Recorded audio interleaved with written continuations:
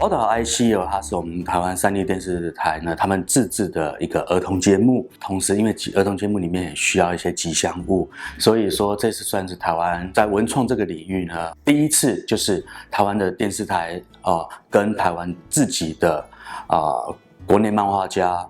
去做所谓的授权 IP 这样子的一个合作。那艾萨克呢，这个角色是我在1989年所创造的，所以说这个漫画到今年也25年了。那刚好做了这样一个授权合作，因此呢，这个儿童节目里面就有了艾萨克以及胡小池这2个吉祥物呢，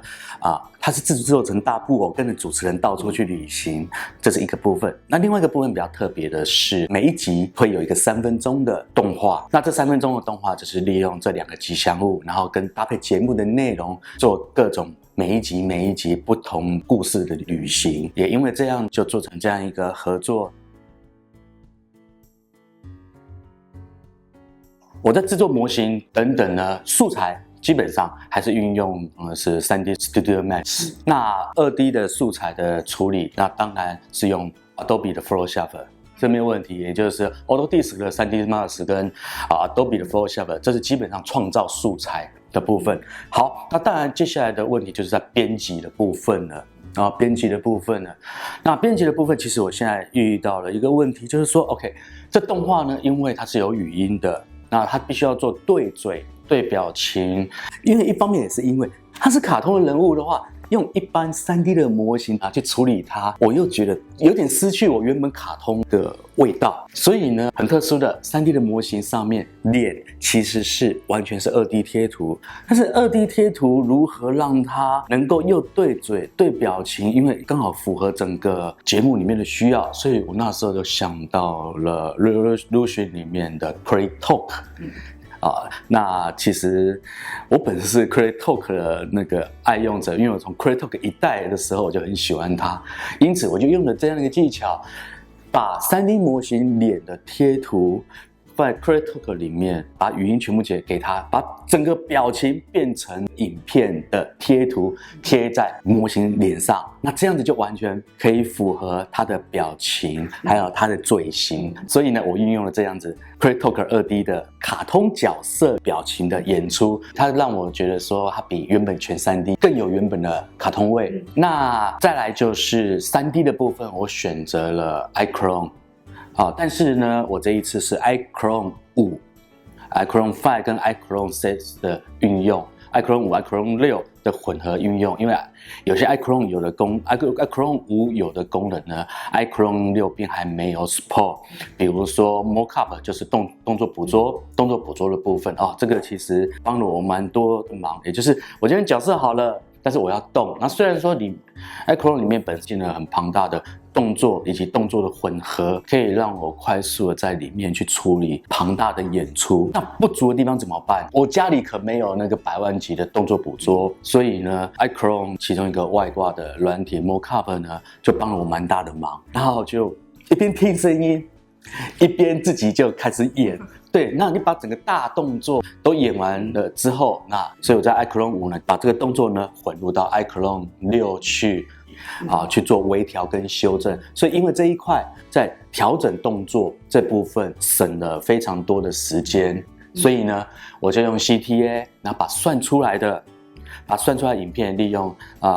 Revolution 软体之间交换的影音格式 POP Video 这样的一个格式呢直接含 Alpha Channel 的影片，那把它混入到 iClone 里面去，也做好去背，那让2D 的角色直接就跟 3D 的角色一起演。所以第1集呢，基本上就是利用CT 创造的表情，给了 3D 模型，然后进入了 iClone， 利用 iClone 5搭配了 Mockup 做动作的捕捉。然后以及修正，那所有的 final 的完成都是在 iClone 6里面完成，因为 iClone 它本身在整个各方面的功能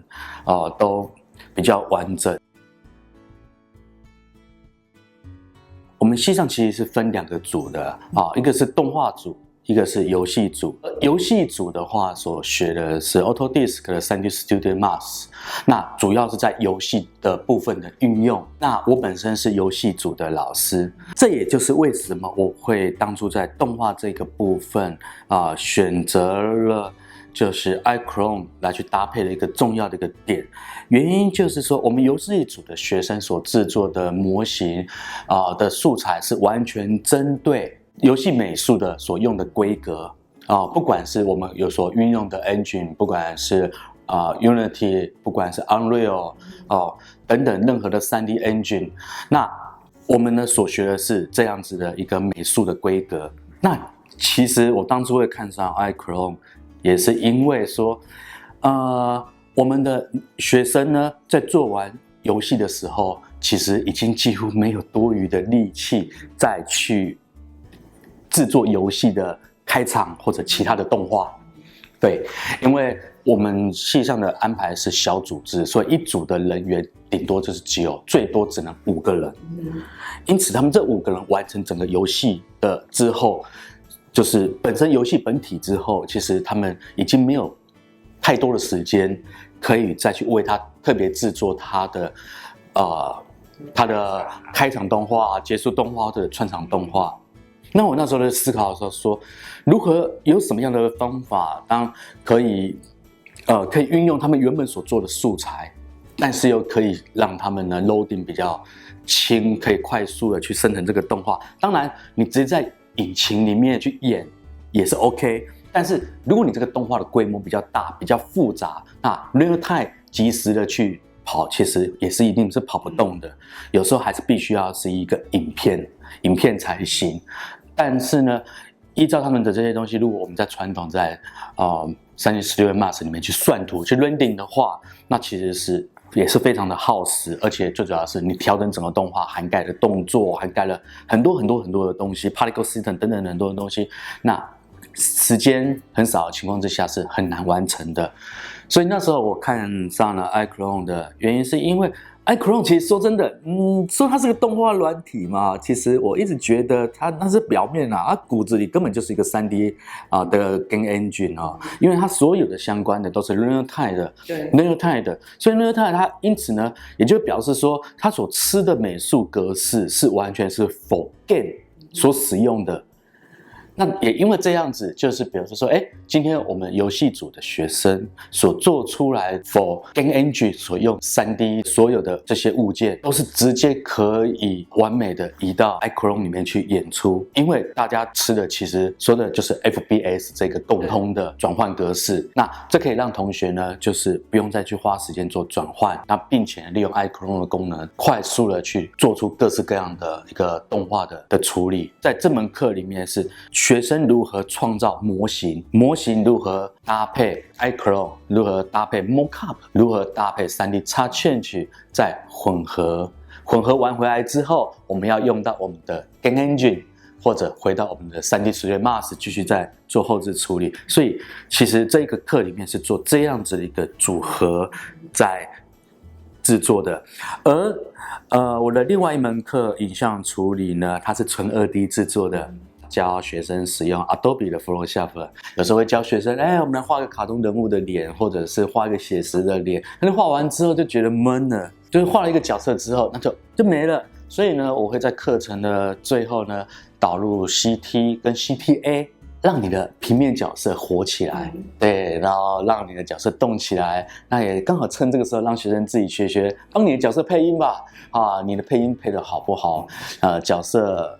表情还有你的那个动作自不自然，就变得非常有趣的一件事情了。那因为 CTA 跟 CT 非常容易上手，所以其实在课程里面，我大约只排最后后面的2周吧，2周，那每周是3个小时的课程去导入，那学生其实玩的也非常的开心，很快就上手，对，很快就上手了，对，所以那回到刚刚就是说电脑游戏动画，那在 iChrome 的课程里面呢，大约是花4周的时间去教他。那因为学生本身会 3D Max 以外，最主要是也会像 Unity 或 Unreal 这些 Game Engine， 所以说他们 touch 到 iChrome 基本上没有什么障碍，因为这些使用的一些条件、使用的一些限定，基本上是画上等号的。所以其实我融在课程里面也顶多是只要4周的时间而已。当然前提之下，就如果我刚强调的，我这是个整合课程，而我们的学生本身是因为已经了解了游戏美术的相关规格的情况之下，所以才能iChron 的课程才能去压缩到这么短如果没有的话，学生没有像如果学生没有游戏美术的基础或者跟 Game Engine 结合制作 Game 的这样子一个经验的话，那如果是纯 iChron 的话呢，那其实你要再搭配其他的学习其他的素材等等的话，那就没有就不见能够短期，并不是 iChron 没有办法马上上手，而是你前面要有足够的学习，你先打底，对，你的底必须要完成，你才能够快速的跟iChron连接。